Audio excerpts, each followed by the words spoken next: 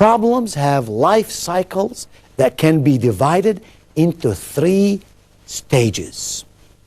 The first stage is called the emergent stage. The emergent stage is where the problem has no immediate threat. It would be equivalent to your car having a low level of oil in it. You can still drive the car for a while, and once you put more oil in your car, the problem would be solved. It's not of immediate threat. It's an emergent stage in problem solving. The second stage is called the mature stage. That is where the problem is more than a minor nuisance. Some damage has already been done. That would be like you driving your car with a worn bearing. If you don't change the bearing, your car will break down. Some damage has been done, and you need to pay close attention to fixing the bearing in your car. And then the third stage is called the crisis stage. That's when the problem is now life-threatening to the organization. And if this problem is not fixed, the organization could cease to function effectively or cease to function altogether. That would be equivalent to you driving your car on a very busy highway with no oil or very little oil, with the heat temperature very, very high, and smoke coming out of your engine. It is crisis time, and you are going to break down and cannot use that car anymore. The emergent stage, the mature stage, and the crisis stage. Obviously, the easiest and the best stage, which should be taken care of in terms of problem solving, is at the emergent level. At the emergent level, you can solve the problem and move on. The resources demanded will not have to be heavy and great. Once the problem gets to the mature level, it becomes more complicated. And at the crisis level, who knows if it could even be solved to any satisfactory position. Let's now discuss the 7 steps that you and I as managers must follow if you and I are going to solve problems in our organization, in our departments, even for us personally. These are 7 proven steps. When followed accurately and well, you are capable of solving your problems efficiently and with a great deal of satisfaction. Here's the first one. Identify the problem. The question becomes, how do you identify a problem? You determine what things are like when everything is going well. What do things look like when everything is A-okay, when everything is wonderful? Determine what things are like when everything is going well. And then decide how much variation from the norm is tolerable. You decide how much variation can you tolerate without it becoming uncomfortable. If then there is more variation than you can tolerate, what do you have? A problem. That's how you identify if you have a problem or not. At the crisis stage, it's easy to identify a problem.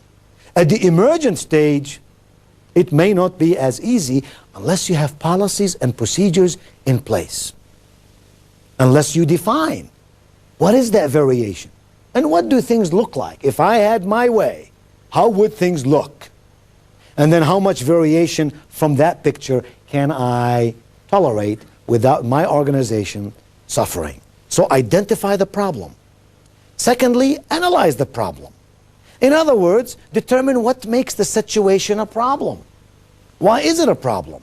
What exactly has taken place? Where has it taken place? How? When? Who's involved? Analyze what that problem is. And then thirdly, describe the problem. I've written many books over the years, and I can tell you that every time I write a book, the first thing I do before I write the first word of that book is take a piece of paper and a pencil, and in one sentence, in 12 words or less, I write what the book is all about. If I cannot define clearly and accurately what that book is going to be about, that book could be very, very confusing to the reader. Focus on what it is. Identify it, analyze it, and then in one statement describe what the problem really is. If you can't do that, there is no point trying to follow up with solutions because you haven't yet described what the exact problem is. Here's the fourth step in problem solving. Look for root causes. What are those things with individuals or groups of individuals, with departments or with machines that cause this problem? Many managers tend to solve problems at the symptomatic stage. They look for the symptoms and solve the symptoms. What happens when you do that? The problem occurs and reoccurs all over again. What we must do is find out the exact cause of the problem. And when you know the cause of the problem, you can then somehow solve the very thing that caused the problem in the first place. For example, if I were to have a cold today, if I were sick, if I could determine exactly how and when I caught this cold, what caused this cold, then what would happen? I would know the root cause.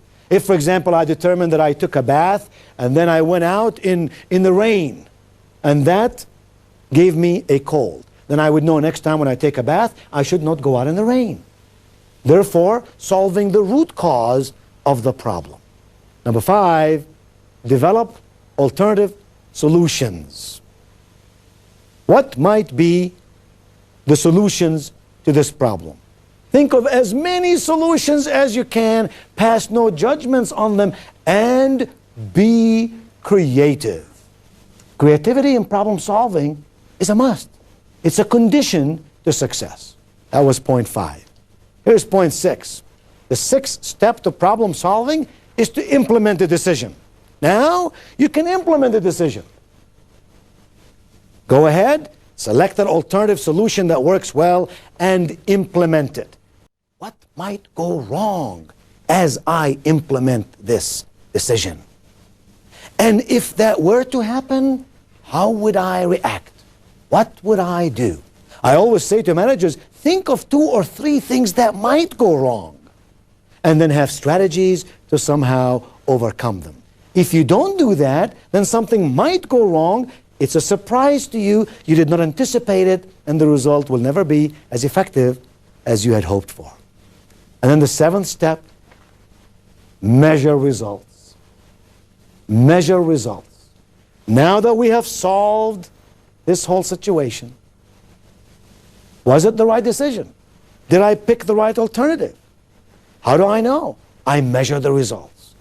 Are the results in keeping with the philosophy and the mission and the vision of this company?